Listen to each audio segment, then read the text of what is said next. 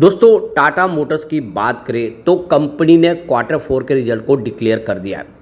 इस बार कंपनी के प्रॉफिट में ईयर ऑन बेसिस पे 51% की गिरावट देखने को मिली है।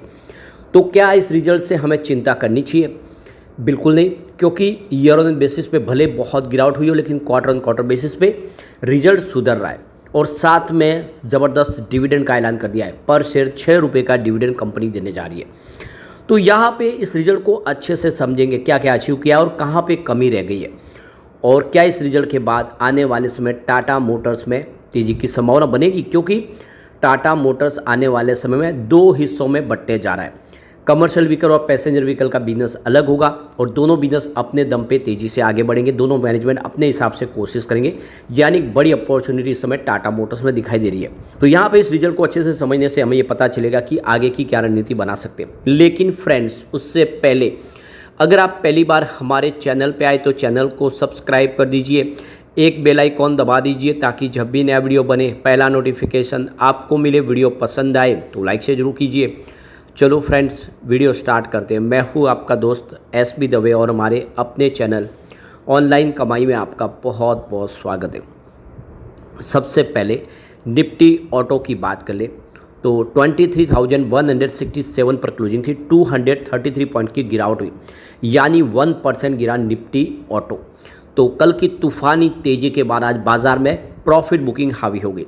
इस समय लोग शॉर्ट टर्म में ही पैसा बुक करना पसंद करते हैं, क्योंकि अभी बाजार में लंबी तेज़ी की संभावना दिख नहीं रही है, क्योंकि बाजार ऑलरेडी पहले ही कम समय में काफ़ी ज़्यादा रिकवर कर गया है। जो सेंसेक्स 73,000 तक पहुंचा था वो 82,000 तक वापस आ गया। 9,000 पॉइंट की भारी भरकम रिकवरी है और कम समय में तो ऐसे में लगता है कि फिर तेज़ी रुक सकती है। तो इसका असर टाटा मोटर्स में भी देखने को मिला। 708 पर आज क्लोजिंग देखने को मिली और 1.73% की गिरावट हुई, 0.2% गिरा। रिजल्ट बाद में आए तो उसका असर यहाँ पे देखने को आपको नहीं मिलेगा। लेकिन जो सबसे बड़ी बात है कि आप देखें तो 726 तक इंट्राडे में गया था, तो काफ़ी अच्छा पॉजिटिव प्रदर्शन था। अगर बाजार ने साथ दिया तो तेज़ी बन जाती। अब यहाँ पे टाटा मोटर्स में इस बार कंपनी ने नेट प्रॉफिट में गिरावट दर्ज की है। तो ये देख सकते हो कि कंपनी ने इस बार जो प्रॉफिट बताया वो 8,470 करोड़ रुपीज़ का है, जबकि पिछले साल सेम क्वार्टर में 17,407 करोड़ का प्रॉफिट था। तो इसमें 51% की गिरावट आई है। तो देख सकते हो कि इस बार प्रॉफिट गिरा है, क्योंकि आप देखें तो ये ईयर ऑन बेसिस पे वाकई में आंकड़े निराशाजनक तो है। बात करें रेवेन्यू की तो यहाँ पे मार्जिनली थोड़ा सा आपको बढ़ता हुआ दिखाई देगा। ये 1.19 लाख करोड़ के आने में आप देखो 1,19,503 करोड़ का इस बार कंपनी ने अपना रेवेन्यू बताया। अब यहाँ पे देख सकते हो कि ऑपरेटिंग जो प्रॉफिट है इस बार, अर्निंग बिफोर टैक्स एबिटाडा भी देखो तो उसमें यहाँ पे 1% की वृद्धि देखने को मिली, जो एनुअली 16,818 करोड़ के आसपास रहा है। एबिटाडा मार्जिन इस बार 14% के आसपास रहा है। अब इसके अलावा अगर आप एक क्वार्टर फोर में अगर आप देखें तो जो डिलीवरी है फुल ईयर के परफॉर्मेंस से देखें तो उसका जो रेवेन्यू निकल के आ रहा है इस बार वो 4.39 लाख करोड़ के आसपास है, और एबिटाडा अगर आप देखें तो वो 57,600 करोड़ के आसपास रहा है, और पूरे साल का नेट प्रॉफिट 28,100 करोड़ के आसपास रहा है। यहाँ पे एक जो सबसे बड़ा अचीवमेंट है, कंपनी नेट कैश फ्लो के साथ आ गई है। जो कंपनी का जो आप देखें तो टर्न वो आप देखें तो पूरा इस समय 1,000 करोड़ का इसने नेट कैश बताया। तो कंपनी का जो आप देखें तो बिजनेस इस समय पटरी पे आता हुआ दिखाई देगा, और इसमें जो बड़ा कंट्रीब्यूशन है कि वो जैगुआर लैंड रोवर का जो तरफ से वहाँ से व्हीकल में जो प्रॉफिटेबिलिटी आई है और इंटरेस्ट कॉस्ट सेविंग हुई है उसका फ़ायदा यहाँ पे देखने को मिला है। तो एक बार जेएलआर की परफॉर्मेंस अगर हम देखें तो जेएलआर ने कैसा, क्योंकि ये एक प्रीमियम सेगमेंट है और ग्लोबल मार्केट में इसकी बड़ी धाक है, यूएस में इसका बड़ा मार्केट है, तो यहाँ पर भी इसका बिजनेस हमारे सामने है। तो देखें तो कि Q4 में आप देख जो रिवेन्यू है वो यहाँ पे देख सकते हो कि 7.7 बिलियन पाउंड का रहा है, जहाँ पे 1.7% ईयर ऑन बेसिस पे गिरावट देखने को मिली है। एबिटाडा 15.3% रहा है, और आप देख सकते हो कि एबिटाडा जो मार्जिन है इसका 10.7% रहा है, जहाँ पे 150 बेसिस पॉइंट की ईयर ऑन बेसिस पे वृद्धि हुई है। अब यहाँ पे पीबीटी देखें इसका तो 875 मिलियन पाउंड का है, और पिछले साल अगर आप देखें क्वार्टर फोर में तो यह 661 मिलियन पाउंड के आसपास था।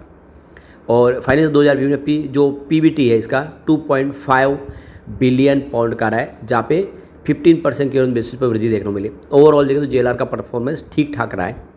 जेएलआर की जो नेट कैश पोजीशन है वो 278 मिलियन पाउंड की रही है। Net cash balance 4.6 billion pound रहा है। तो ये देखिए जो टोटल लिक्विडिटी ऑफ है वो 6.3 बिलियन पाउंड की रही है। रेंज रोवर और डिफेंडर जो ब्रांड है इसका वॉल्यूम देखें तो उसने अच्छी खासी प्रदर्शन 21.7% बेसिस पे ग्रोथ दिखाई है। कंपनी ईवी सेक्शन में बहुत सारे नए प्रोडक्ट लॉन्च करी है जो आने वाले समय बाजार में बिल्कुल छाने को तैयार है। अब यहाँ पे कंपनी का कॉमर्शियल व्हीकल का बिजनेस अगर देखें तो कैसा रहा है। कंपनी के जो टाटा मोटर का कमर्शियल डिवीज़न ने भी बेहतर इस बार प्रदर्शन किया है। Q4 में अगर आप देखें तो 21,500 करोड़ के आसपास रिवेन्यू रहा है, जिसमें 0.5% ईयर बेसिस पे गिरावट देखने को मिली है। एबिटाडा मार्जिन 12.2% है, जहाँ पे 20 बेसिस पॉइंट की ईयर बेसिस पे वृद्धि देखने को मिली है। एबिटाडा मार्जिन 9.7% के आसपास है। और आप ये देखिए कि फाइनेंशियल 2025 की पीबीटी अगर देखें तो 6,600 करोड़ के आसपास है, हाईएस्ट एवर के।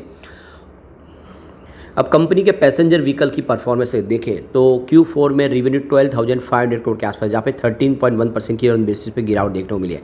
एबिटाडा 7.9% रहा है और एबिटाडा मार्जिन 1.6% के आसपास रहा है। फाइनेंशियल 2025 में रेवेन्यू देख सकते हो कि 48,400 करोड़ के आसपास, जहाँ पे 7.5% की बेसिस पे गिरावट देखने को मिली है। फाइनेंशियल ईयर 25 के लिए पीबीटी 1,100 करोड़ के आसपास रहा है।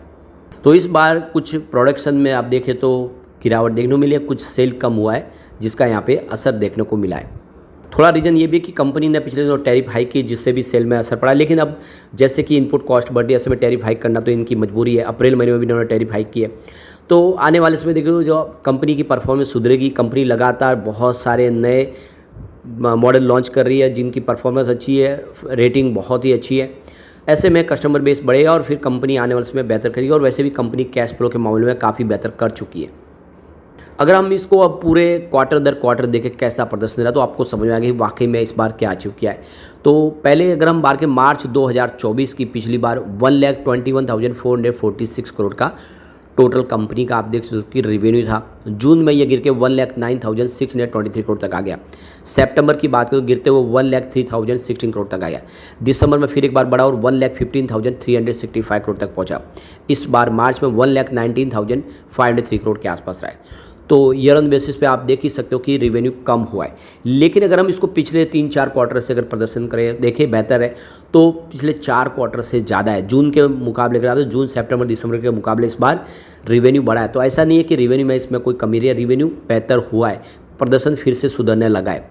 बात प्रॉफिट की कर ले, मार्च 2024 में कंपनी को 17,529 करोड़ का बम्पर प्रॉफिट मिला था।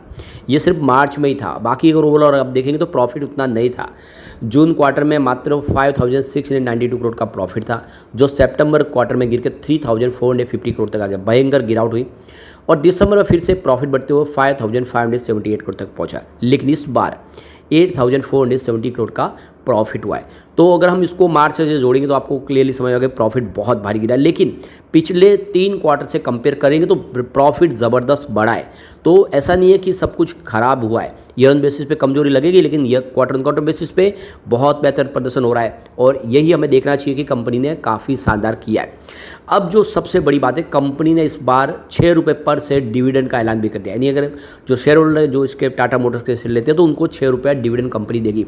तो यहाँ पे कंपनी 6 रुपये पर शेयर डिविडेंड दे जा रही है, जिसकी फेस वैल्यू 2 रुपीज़ है। तो ये देख सकते हो कि डिविडेंड का जो कहा जा रहा है कि कब तक आपको मिलेगा, तो 24 जून 2025 तक आपको ये डिविडेंड मिल सकता है।